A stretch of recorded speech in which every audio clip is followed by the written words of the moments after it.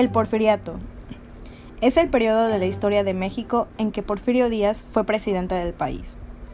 Cuando Porfirio Díaz tomó el cargo de presidente de la República, se encontró con una hacienda pública muy precaria, producto de las malas administraciones de los presidentes Sebastián Lerdo de Tejada y Juan Nepomuceno Méndez.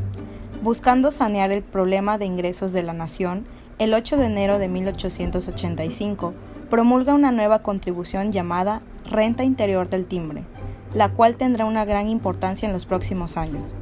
Durante el tiempo que estuvo Porfirio Díaz en la presidencia, contó con 3 secretarios de Hacienda que vinieron a darle una nueva cara a la hacienda pública en México.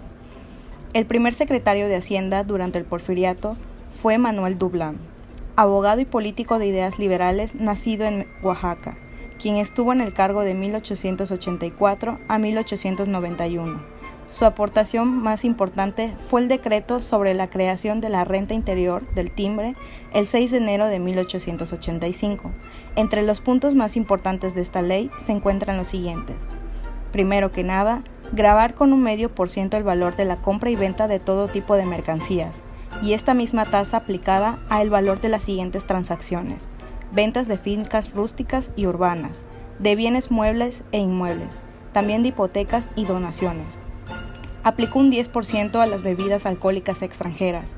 También se gravó un 4% sobre el producto de pasajes en ferrocarriles y con un 2% las entradas de los espectáculos públicos de paga. Debido a las grandes controversias que esta ley creó, Manuel Dublán se vio forzado a realizar una reforma a la ley del timbre en el mes de febrero de 1885. El segundo secretario de Hacienda fue Matías Romero, abogado y diplomático nacido en Oaxaca.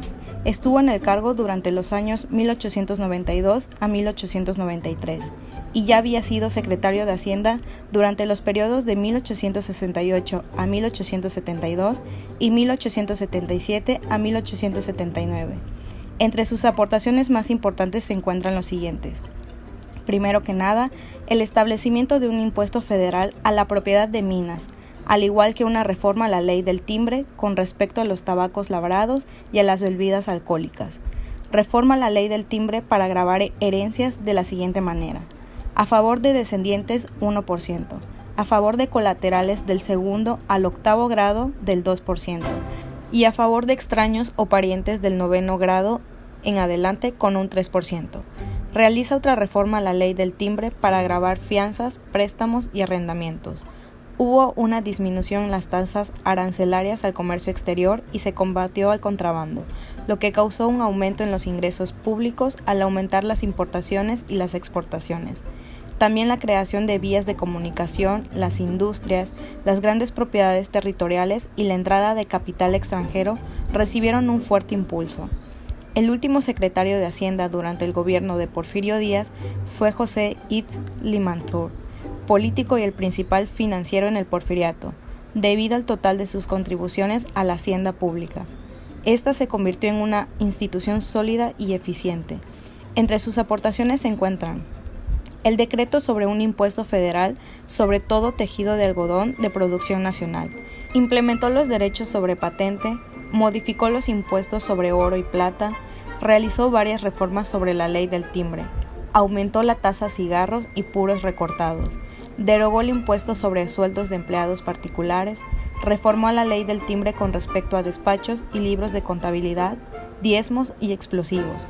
Realizó un decreto que autoriza al Ejecutivo para gravar la plata y oro y fijar el valor de estos. Decretó el impuesto que deben de pagar los establecimientos metalúrgicos, entre otros impuestos. Antes del Porfiriato, el dinero destinado a las Fuerzas Armadas era alrededor del 50%. Durante el esplendor del Porfiriato, eso disminuyó a menos de la cuarta parte en las finanzas públicas. La justicia tributaria fue una de las principales preocupaciones de los gobiernos postrevolucionarios. El gobierno legítimo de Francisco I. Madero estableció el impuesto al timbre. Sin embargo, tiempo después, al subir Victoriano Huerta, dicho impuesto se incrementó. A la llegada de la Revolución Mexicana, a pesar de que haya cambiado la política mexicana, se siguió conservando el sistema tributario que se encontraba antes, en los que destacan los impuestos indirectos establecidos para el comercio exterior y los impuestos alcabalatorios. Dicha época tenía más participación en las actividades económicas, evitando el liberalismo a la ultranza. De igual forma, se generaron nuevos impuestos al petróleo, ya que se veía como una fuente importante de financiación. Es entonces que en la actualidad se generó la petrolización del sistema tributario mexicano.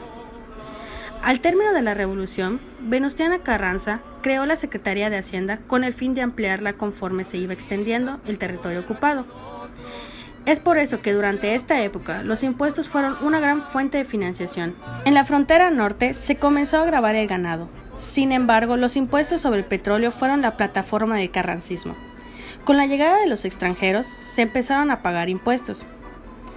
El 20 de junio de 1914 entró en vigor el impuesto especial del timbre sobre el petróleo crudo, a razón de 60 centavos por tonelada. Posteriormente, el 21 de julio del mismo año, se estableció el derecho de barra sobre el petróleo crudo a 10 centavos por tonelada.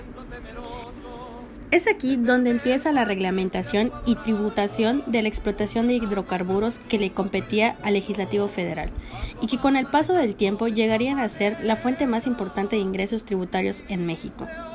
Venustiano Carranza presentó un decreto que contenía el proyecto de ley para los impuestos que deben gravar al petróleo crudo de producción nacional y refinado en el país, el cual derogaba la ley del 6 de junio de 1887, la cual exentaba de impuestos a la industria petrolera. Atrás de la legislación se encontraban estudios realizados por diversos ingenieros. Así, del ingeniero Julio Vaz realizó el estudio Fundamentos del proyecto de ley de impuestos, consumo interior y exportación, y el ingeniero Joaquín Santaella presentó el estudio El impuesto petrolero, bases fundamentales. Dichos estudios fueron la plataforma para la discusión del artículo 27 de la nueva Constitución, donde se reivindicaba a favor de la nación de los derechos del subsuelo. Los soldados que volvían de la guerra, ofreciéndole su amor a las mujeres, entonaban este himno de la guerra. Y si acaso yo muero en campaña y mi cadáver